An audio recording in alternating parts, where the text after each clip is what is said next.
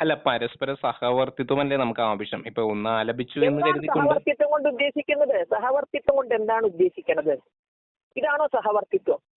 നാളെ പള്ളിയിൽ പോയിട്ട് പിന്നെ ലളിതാ സഹസ്രനാമം ചൊല്ലി വിളക്ക് പൂജ നടത്താൻ പറ്റുമോ പള്ളിയിൽ സഹവർത്തിത്വത്തിന്റെ പേരിൽ? അല്ലെങ്കിൽ അമ്പലത്തിൽ വീഞ്ഞ ആരാധനയ്ക്ക് ഉപയോഗിക്കാൻ പറ്റുമോ സഹവർത്തിത്വത്തിന്റെ പേരിൽ?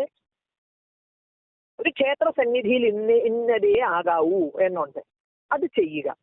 അത് അംഗീകരിക്കുന്നവരാണ് അവിടെ വരുന്നത്, അത് അംഗീകരിക്കുന്നവരെ അവിടെ വരണ്ടു. നമുക്ക് ലോകത്തുള്ളതെല്ലാം അവിടെ തന്നെ കേൾക്കണം എന്ന് വിചാരിച്ചാൽ എങ്ങനെയാ? ആ വരുന്നവർക്ക് ക്രിസ്തീയ ഭക്തിഗാനം കേൾക്കണം, ഇസ്ലാമിക ഭക്തിഗാനം കേൾക്കണം, വിപ്ലവഗാനം കേൾക്കണം, അതല്ലെങ്കിൽ റാപ്പ് മ്യൂസിക് കേൾക്കണം, ഇനി വേറൊരു കൂട്ടർക്ക് വേറൊന്നാ. ഇതിനെല്ലാം നമുക്ക് അമ്പലത്തിൽ വേദി കൊടുക്കാൻ പറ്റുമോ? അമ്പലത്തിൻ്റെതായ ചിട്ടവട്ടങ്ങളില്ലേ? ബാക്കിയെല്ലാം കേൾക്കണമെങ്കിൽ നമുക്കൊരു പൊതുവേദി വെക്കുക.